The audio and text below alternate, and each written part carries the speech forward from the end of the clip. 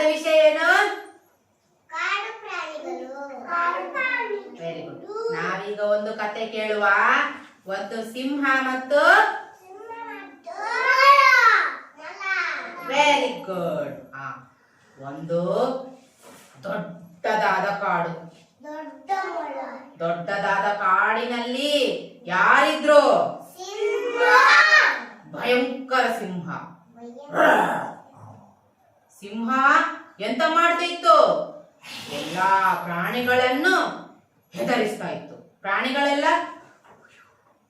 ಭಯಪಟ್ಟು ಓಡ್ತಾ ಇದ್ವು. ಈ ಸಿಂಹ ಎಂತ ಮಾಡುದು? ಓಡುದು.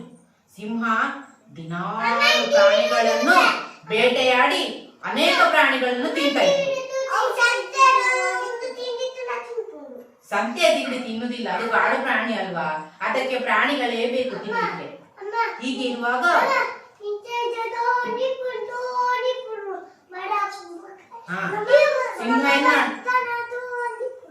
ಸಿಂಹ ಎಂತ ಮಾಡ್ತದೆ? ಕಾಡಿನಲ್ಲಿರೋ ಪ್ರಾಣಿಗಳನ್ನೆಲ್ಲ ಬೇಟೆಯಾಡಿ ತಿನ್ನುವುದು. ಅದಕ್ಕೆ ಪ್ರಾಣಿಗಳೆಲ್ಲ ಯೋಚನೆ ಮಾಡ್ತದೆ, ನಾವು ದಿನಾಲು ಒಬ್ಬೊಬ್ಬರೇ ಆ ಸಿಂಹದ ಗುಹೆಗೆ ಹೋಗಿ ಒಬ್ಬೊಬ್ಬರೇ ನಾವು ಅದಕ್ಕೆ ಆಹಾರವಾಗುವ. ಈ ರೀತಿ ಆದ್ರೆ ನಾವು ಬೇಗನೆ ಎಲ್ಲರೂ ಬೇಗ ಮುಗಿದು ಬಿಡ್ತದೆ. ನಾವೆಂತ ಮಾಡ್ಬೇಕು? ದಿವಸಕ್ಕೆ ಒಬ್ರು ಹೋಗುವ ಅಂತ ಎಲ್ಲರೂ ಡಿಸೈಡ್ ಮಾಡ್ತೇವೆ. ಆ ದಿನ ಯಾರ ಸರದಿ ಆಗಿತ್ತೋ? ಮೊಲದ ಸರದಿ ಆಗಿತ್ತು.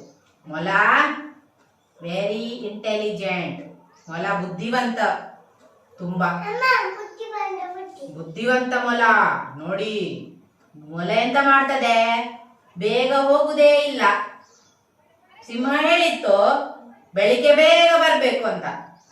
ಆದ್ರೆ ಮೊಲ ಏನ್ ಮಾಡ್ತದೆ? ಆಟಾಡಿ ಆಟಾಡಿ ಆಚೆ ಈಚೆ ಆಟಾಡಿ ಲೇಟ್ ಆಗಿ ಹೋಗ್ತದೆ. ತುಂಬಾ ಹೊತ್ತಾಗ್ತದೆ. ಸಿಂಹಕ್ಕೆ ಎಂತಾಗಿರ್ತದೆ? ಜೋರು, ಹಸಿವು, ಮತ್ತೆ ಸಿಟ್ಟು. ಮೊಲ, ನನಗೆ ಬೆಳಗಿನಿಂದ ಇಷ್ಟು ಜೋರು ಹಸಿವಾಗಿದೆ, ನೀನು ಈಗ ಬರುದಾ? ನೀನು ಇಷ್ಟೊತ್ತು ಎಲ್ಲಿಗೆ ಹೋಗಿದ್ದಿ ಅಂತ ಜೋರ್ ಮಾಡೋದು ಮೊಲಕ್ಕೆ.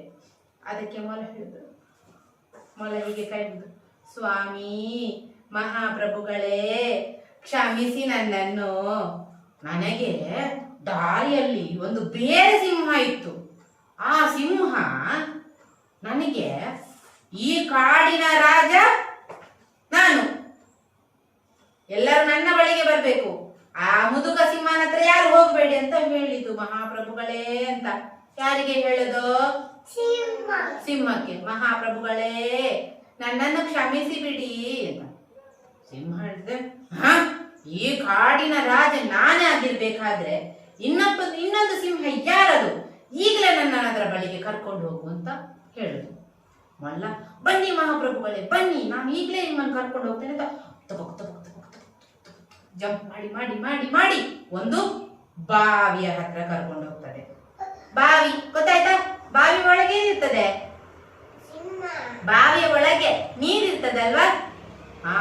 ಆ ನೀರಿರುವ ಬಾವಿಯ ಹತ್ರ ಮೊಲ ಯಾರನ್ನು ಕರ್ಕೊಂಡು ಹೋಗ್ತದೆ? ಸಿಂಹನನ್ನು. ಸಿಂಹ ಹೋಗಿ ನೋಡ್ತದೆ ಬಾವಿಯಲ್ಲಿ. ಬಾವಿಯಲ್ಲಿ ಎಂತ ಕಾಣ್ತದೆ? ಸಿಂಹದ ಮುಖ ಕಾಣ್ತದೆ. ಯಾರ ಮುಖ? ಇದ್ರದೇ ಮುಖ. ಇದಕ್ಕೆ ಕೋಪದಲ್ಲಿ ಹಸಿವಿನಲ್ಲಿ ಬಾವಿಯ ಒಳಗೆ ಒಂದು ಸಿಂಹ ಉಂಟು, ಯಾರು ನೀನು ಅಂತ ಹೇಳುವಾಗ ಒಳಗಿನಿಂದ ಬಾವಿಯ ಒಳಗೆ ಸಿಂಹ ಹೇಳ್ತದೆ, ಯಾರು ನೀನು ಅಂತ. ಯಾರು ನೀನು? ಈಗಲೇ ಬರ್ತೇನೆ, ನಿನ್ನನ್ನು ಕೊಲ್ತೇನೆ. ಹಾಗಾದ್ರೆ ಸಹ ಈಗಲೇ ಬರ್ತಾನೆ, ನಿನ್ನನ್ನು ಕೊಲ್ತೇನೆ ಅಂತ ಹೇಳುದು. ಸಿಂಹಕ್ಕೆ ಸಿಟ್ಟು ಬಂದು ಬಾವಿಗೆ ಹಾರಿತು. ಬಾವಿಗೆ ಹಾರಿದ ಮೇಲೆ ಅದಕ್ಕೆ ಗೊತ್ತಾಯ್ತು, ಅಯ್ಯೋ ಇದು ನೀರು ಅಂತ. ಅಲ್ಲಿ ಮೇಲೆ ಬರ್ಲಿಕ್ಕೆ ಪ್ರಯತ್ನ ಮಾಡ್ತದೆ. ಅಯ್ಯೋ ಬಿತ್ತು ಬಿತ್ತು ಬಿತ್ತು ಆಯ್ತಾಯ್ತು, ಮುಳುಗಿ ಸಿಂಹ. ಈಗ ಪ್ರಾಣಿಗಳಿಗೆಲ್ಲ ತುಂಬಾ ಖುಷಿ ಆಯ್ತು. ಎಲ್ಲರೂ ಚಪ್ಪಾಳೆ ಕೊಟ್ರು. ಚಪ್ಪಾಳೆ ಕೊಟ್ಟು ಯಾರಿಗೆ ಅಭಿನಂದಿಸಿದ್ರು? ಮೊಲ ಬುದ್ಧಿವಂತಿಕೆ ಮಾಡಿದ ಕಾರಣ ಎಲ್ಲರ ಪ್ರಾಣ ಉಳಿಯಿತು. ಸಿಂಹದ ಕಾಟ ತಪ್ಪಿತು. ಅದಕ್ಕೆ ಶಕ್ತಿಗಿಂತ ಯುಕ್ತಿ ಮೇಲು. ಬುದ್ಧಿವಂತಿಕೆಯಿಂದ ಎಷ್ಟು ದೊಡ್ಡ ಪ್ರಾಣಿ ಆದ್ರೂ ಸರಿ, ಎಷ್ಟು ದೊಡ್ಡ ಸಮಸ್ಯೆ ಆದ್ರೂ ಸರಿ, ನಾವು ಅದರಿಂದ ಪಾರಾಗಬಹುದು ಅಂತ ಈ ಕಥೆಯ ನೀತಿ. ಅರ್ಥ ಆಯ್ತಾ ಎಲ್ರಿಗೂ? Very good. ಚಪ್ಪಾಳೆ ಕೊಡಿ.